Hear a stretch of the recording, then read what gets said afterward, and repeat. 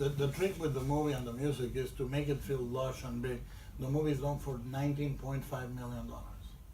And I wanted it to look like a $60 million movie and to sound like a gigantic, unlimited scoring.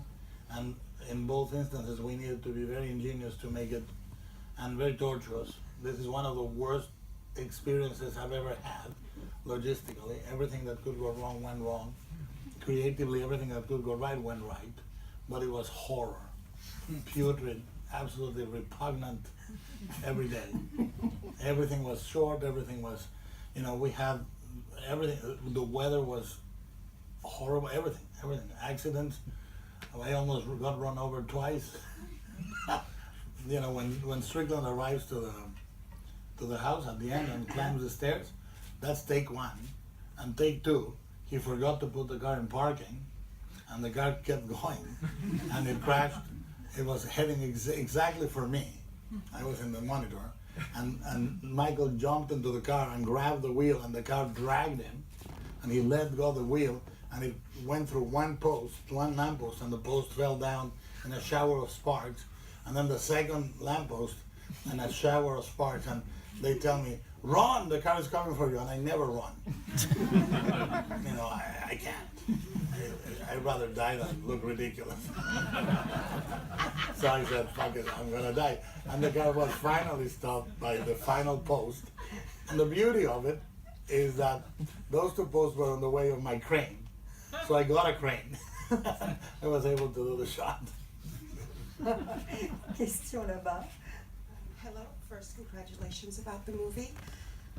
You decided to give a huge place to cinema and television, especially everything that comes in mind when it comes to the 60s. And even the movie, we can see that it's tainted and worked as a film noir. Even the music, votre musique, elle est très orchestrale. Why did you choose to give such a huge place to this, to pop culture in a way? Well, what I wanted was to present the way the period was defining itself, So you have this, and the movie is in love with two things: love and cinema. The movie is passionately in love with cinema. It's classical cinema, and I didn't want it to be. The mistake would be to go through the floor and see Singing in the Rain or Citizen Kane, because then it's a postmodern bullshit that is in love with great cinema. No, I'm in love with cinema. Crappy cinema. Sunday cinema. The one that you watched when you were a kid, you went, let's see what they're playing. That's the way we went to the cinema when I was a kid. Let's go to the theater and see what's playing. What was it? It was Tarzan and His Bride, or it was a Hammer movie. It made no difference to us. We walked in the middle of the movie. I was not like Woody Allen. We would walk in the middle of the movie and stay until it started again. That's in Mexico, huh? Mexico, yeah. It was the same price for two movies. So, but because cinema, films have saved my life many times, and not necessarily great movies. You react to a movie that can become cherished for you, even if it's bad.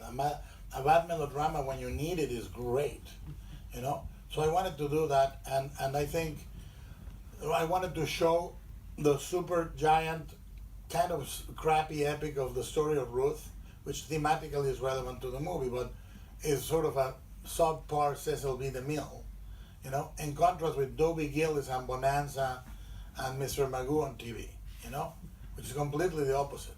It was, is the way the 60s were commingled, a Shirley Temple movie on TV, and you grab TV Guide, and you look when was it started, and you mark it, and